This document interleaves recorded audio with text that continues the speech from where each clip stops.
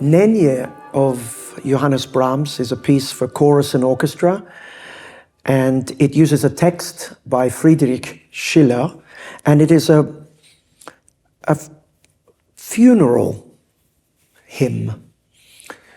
But though the music is sad, it is not completely without hope. It is a beautiful, beautiful piece that celebrates the person who leaves us. And it uses all kinds of mythological imagery. And it starts with a beautiful oboe solo, and then the chorus comes in, and it's just a fugue of counterpoint between the voices. But yes, mourning, yes, but also celebrating. There's a lot of death in the world at the moment. Of course, death is a fact of life, but there are wars now in the world, and I think we definitely need to think about this and maybe dedicate this piece to those people who are losing their lives in these wars. It is very disturbing, I think, that all over the world people are fighting democracy. Democracy is not easy, and it needs to be defended, and sometimes it's very frustrating indeed, but I think it's the best system we have in the world. It's an imperfect system. So I think freedom and people's rights and the beauty of community and the spirit of collaboration and listening to people's opinions and discussing. That's what democracy is, actually. It's listening to the other person. You don't agree, so you discuss it and you find a solution. That's what democracy is. But somehow people find that very difficult now.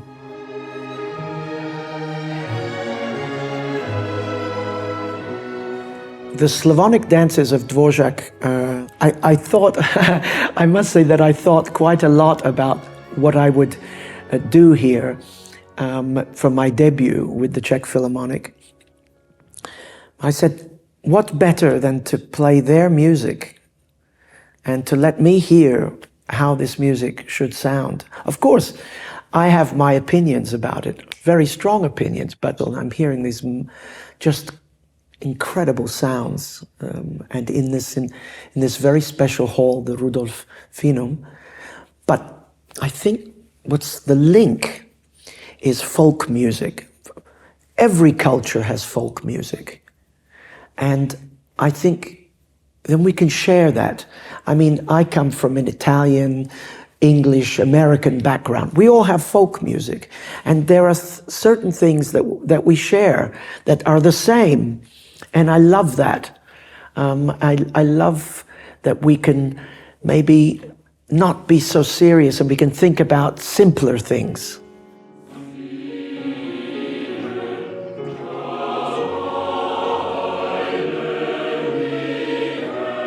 I've been accompanying singers for most of my life. Of course, working in the opera house, I've been almost in one opera house or another. I've been music director for almost 35 years.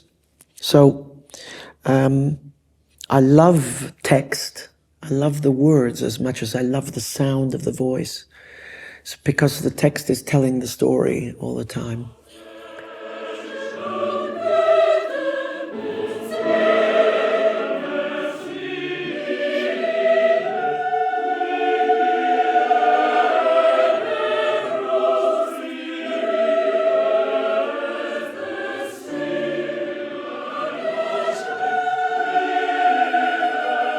But over the last years that I've been conducting more and more symphonic music, of course, the instruments, although they have no words, I think they can convey something even deeper because it's secret.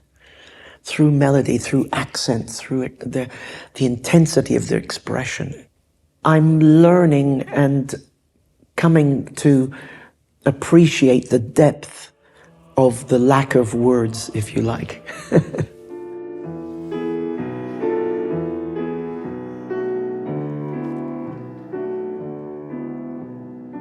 This is my first collaboration with the Czech Philharmonic, but they make a very, very special sound, very personal sound. At the moment, they're going with me, so and I'm performing with them Dvořák, so I'm a little bit nervous. They are obviously great musicians, and I think if you're open and you just be who you are, they, accept it.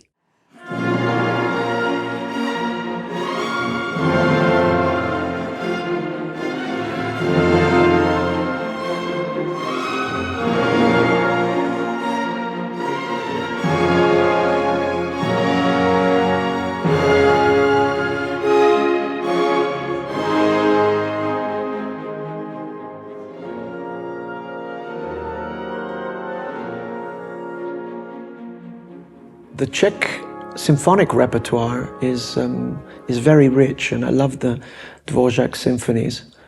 I love Janáček. I love the Sinfonietta in particular. I conducted that as a ballet in London at the Royal Opera House. So I have a special fondness for that. I love the music of Martinu.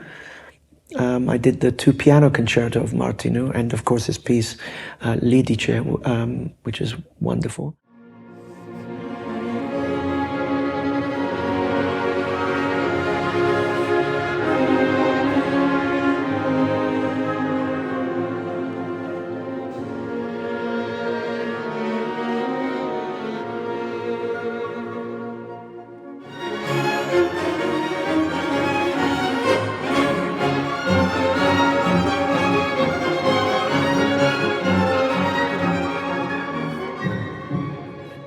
Let's not wait. Da-da-da-da. Are they going to come in? Da-da-da-da. Just go.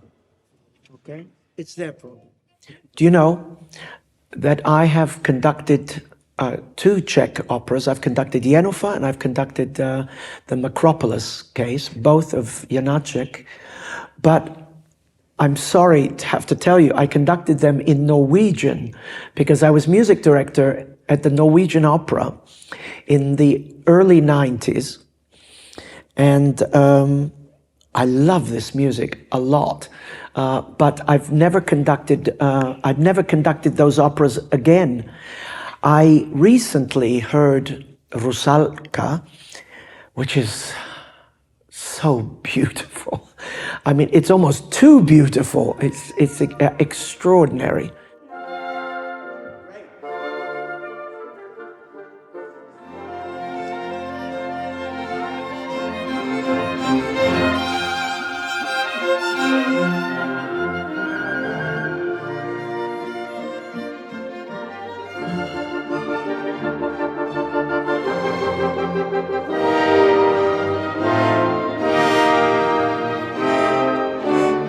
And Dvořák is very interesting because though he was a great melodist and had this very strong connection with the classical composers like Brahms, Schumann, etc., he had this link also with folk music. In his music, the way he writes the accompaniments, in a lot of composers, they have one accompaniment, ba ba bum bum ba, or cha or da da da da da do do do do do, and the melody on top. Dvořák has the capacity to have 4, 5 different accompaniments at once, and I love this complexity. Of course, it makes it tricky to be able to hear everything, but that's what you work. But Dvořák is not an easy composer. You have to work really hard to balance it and to unearth its secrets, and there are a lot of secrets.